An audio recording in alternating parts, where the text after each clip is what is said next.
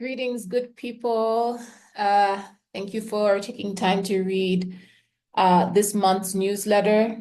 Sorry again about the delay. There's been so much going on in our world and definitely in my small world at this time. I hope that everything is well in your world and that you're finding the rest and the balance in your life, your spirituality, your personal growth, your personal experience.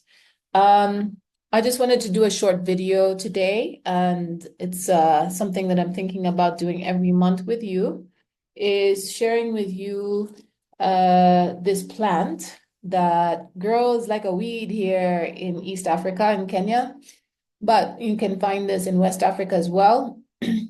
Can be found in Nigeria, Ghana, um, East Africa, Ethiopia, Tanzania, certainly here in Kenya. This plant is called wild sunflower, and its botanical name is Aspilia mozambicensis. I have to read that so I make sure I pronounce it correctly. So it's Aspilia Mozambicensis, like Mozambique, Mozambicensis, but without the Z or the Z. It's two S's, Moss, and then Ambicensis. So, this plant is growing all over my garden, my herbal garden, and I'm developing a relationship with it, have a decoction that I've made and I've been drinking all day. So the tea is within me as I speak about this plant. The plant is within my body.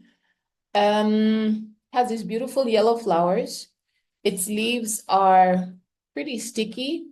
The local people here say that they've been using it as a scrub for your pots, to scrub the food out of the pot, like a scouring scrub.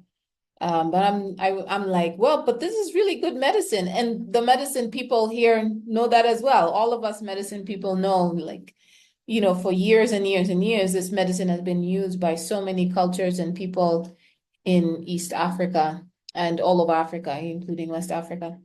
I mostly like this plant for immune issues. Especially, the immune issues generally show up as inflammation. So this is a good anti-inflammatory. It's excellent for malaria. It's excellent for coughs and colds, which I'm actually feeling like I'm getting a cough. It's excellent for menstrual cramps as well. So as I said, it's an anti-inflammatory. It's a uterine tonic, helps with uterine contractions and in labor. So it can be used for postpartum labor or the last phase of labor. This is also good for any venereal diseases, so things like gonorrhea. It's also been supported with HIV, just because in HIV there's a lot of candida, tuberculosis, and other secondary diseases. So this plant has been created in part of formulas to create a healing tea, healing remedy for people with HIV. It's very good for wounds. So big wounds, you just take the leaves like this and you really, really squeeze it. We use a mortar and pestle here, and you squeeze that juice or that fiber on the wound, and that helps heal the wound fast. Recently, we're finding it useful for diabetes, because diabetes, oftentimes people don't think about this, but diabetes is also an inflammatory issue. So this is used to support with those secondary issues like gangrene, etc., but also the inflammation that diabetes creates in the body. It's used for cancer, particularly lung and gastric cancer. Yeah.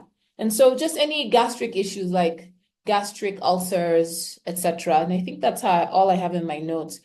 So just think of inflammation. When you think of inflammation, think of this plant. This is a wild sunflower.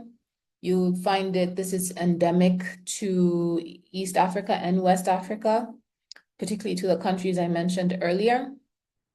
And if you ever get your hands on it, or it starts to become supply in my herb shop, in my store, online store, my online herb shop, um, be sure to get some. I'm planning on tincturing some and starting to add more of my local reachable plants on in the herb shop, in the herb store, online store, so you can all get access to this beautiful medicine from that's indigenous to this land here in East Africa.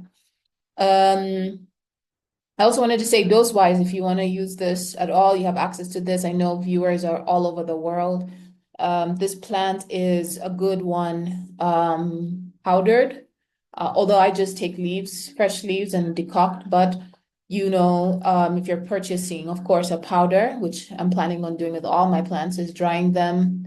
My harvest today, I'm going to dry it up, and I'm going to powder and or tincture some. So depending on how much I have. So about five, I'm gonna say this in a folkloric way, 5 to 10 tablespoons in about a liter or two of water, and just decoct it for about 45 minutes to an hour, and drink 3 times a day. People have found parasites and microorganisms, as an antimicrobial, this plant has benefited them after about 7 days. But it is recommended that you continue doing it because those parasites and microorganisms are very, very ambitious, right? So we'll need to make sure that they are completely out of the body. So after 2 months. So I hope you enjoyed this, and I hope that you continue to connect with me, and yeah, let me know if you have any questions. Take care. Bye.